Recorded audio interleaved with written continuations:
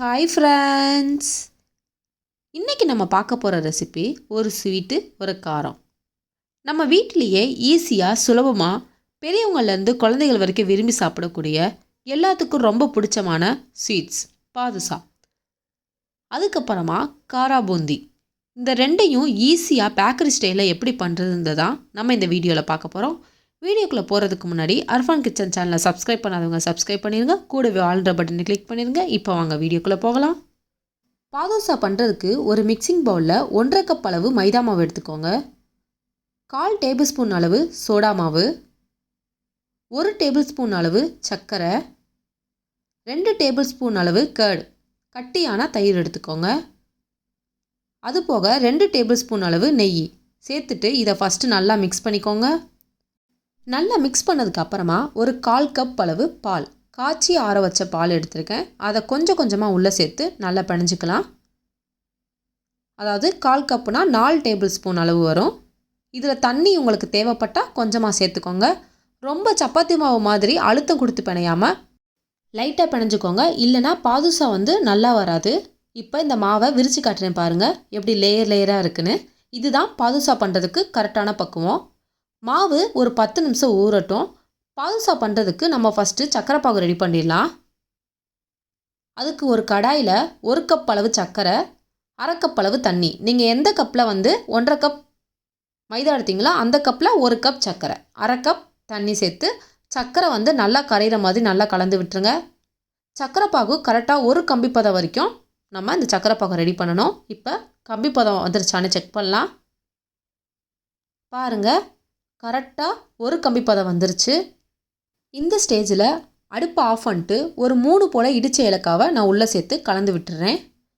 சர்க்கரை பாகு ஓரமாக இருக்கட்டும். உங்ககிட்ட அதுக்கு பதில் ஏலக்காய் போட்டிருந்தா கூட 1 டேபிள் ஸ்பூன் அளவு சேர்த்துக்கோங்க.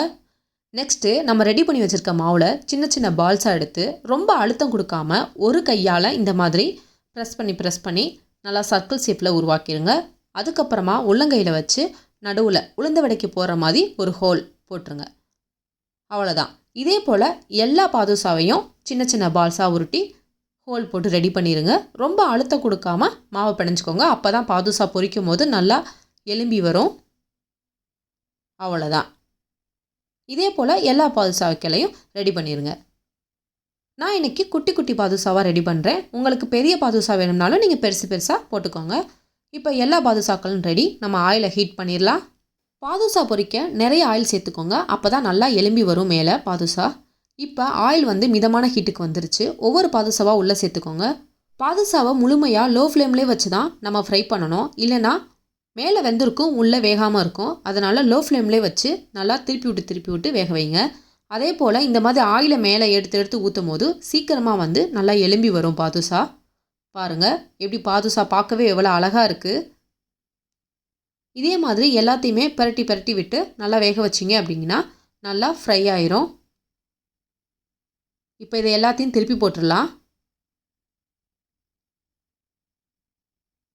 நம்ம ஆரம்பத்தில் பார்க்கும்போது வெள்ளை கலரில் இருக்கிற மாதிரி இருக்கும். ஆனால் நம்ம ஃப்ரை பண்ண கலர் சேஞ்ச் ஆயிரும். நல்லா கோல்டன் ப்ரௌன் கலர் வர வரைக்கும் நம்ம இதை நல்லா கலந்து விட்டு எண்ணெயில் ஃப்ரை பண்ணிக்கணும். இப்போ பாருங்கள், நல்லா கோல்டன் ப்ரௌன் கலர் வந்துருச்சு.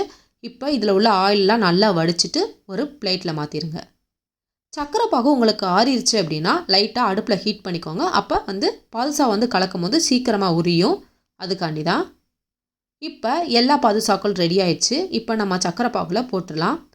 சர்க்கரை பாகில் சேர்த்து ஒரு 2லேருந்து 3 நிமிஷம் இதை ஊற வச்சா போதும். இப்போ பாருங்கள், நான் சர்க்கரை பாகுலேருந்து எடுத்துட்டேன். எல்லா பாதுஷாக்களும் சூப்பராக ரெடி ஆயிடுச்சு.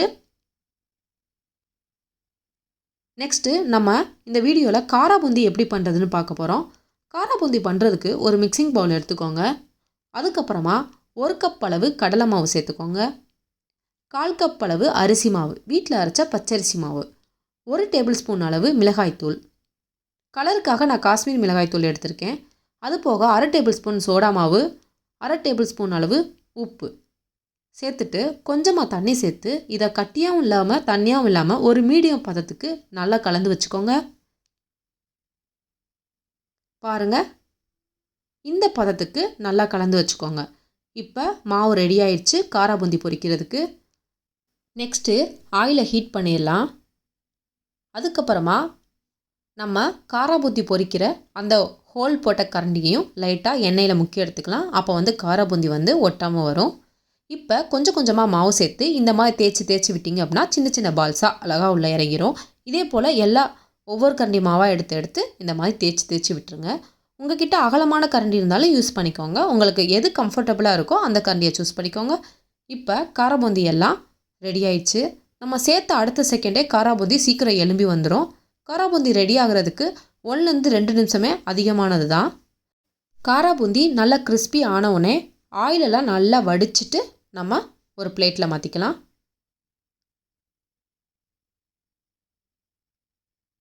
இதே போல் இருக்கிற எல்லா மாவுலையும் காராபூந்தி தேய்ச்சி நம்ம பொரிச்சு எடுத்துடலாம். அவ்வளோதான், எல்லா காராபூந்திகளையும் பொரிச்சு எடுத்தாச்சு. அதுக்கப்புறம் இதில் ஒரு 20 பல்லு போல் வெள்ளைப்பூண்டு சேர்த்துடலாம். ஆயிலில் சேர்த்து நல்லா பொரிச்சு எடுத்துக்கோங்க. அப்போ தான் காராபூந்தி நல்லா வாசனையாகவும் மணமாகவும் இருக்கும். வெள்ளைப்பூண்டு சேர்க்கும் போது கொஞ்சம் பார்த்துக்கோங்க, டப்புன்னு தெரிக்கும். அதனால் தூரமாக நின்று சேர்த்து பொரிச்சுக்கோங்க. அதுக்கப்புறமா கடைசியாக ஒரு கொத்து கருவேப்பிலை சேர்த்துருங்க. சேர்த்த உடனே அடுப்பை ஆஃப் பண்ணிடுங்க. அந்த ஹீட்டுக்கே கருவேப்பிலை வந்து நல்லா முருகிரும். இப்போ பொரிச்ச கருவேப்பிலையும் நம்ம காராபூந்தியோடு சேர்த்துடலாம். சேர்த்ததுக்கப்புறமா இதில் ஒரு 1/2 டேபிள் ஸ்பூன் அளவு உப்பு, 1 டேபிள் ஸ்பூன் அளவு மிளகாய்த்தூள் சேர்த்து நல்லா கலந்து விட்டுருங்க. பாருங்கள் காராபூந்தி எவ்வளோ சூப்பராக ரெடி ஆயிடுச்சுன்னு. நம்ம ரெடி பண்ண பாதுஷா காராபூந்தி ரெண்டுமே அட்டகாசமாக இருக்குது. நீங்களும் இதே போல் இதே மெஷர்மெண்ட்டில் உங்கள் வீட்டில் ட்ரை பண்ணி பார்த்துட்டு எப்படி இருந்துச்சுன்னு சொல்லுங்கள். நம்ம சேனலில் தீபாவளி ஸ்பெஷலாக அதிரசம், மைசூர்பாக்கு, ஓமப்படி, ஜாங்கிரி, அதுக்கப்புறமா ரிப்பன் பக்கோடா இந்த வீடியோஸோட லிங்க்கெல்லாம் கீழே டிஸ்கிரிப்ஷன் பாக்ஸில் கொடுக்குறேன், செக் பண்ணி பாருங்கள். இதே போல் வேறு ஒரு வீடியோஸில் மீட் பண்ணலாம். ஈஸியாக சமைக்கலாம், ருசியாக சாப்பிட்லாம். பாய் பாய்.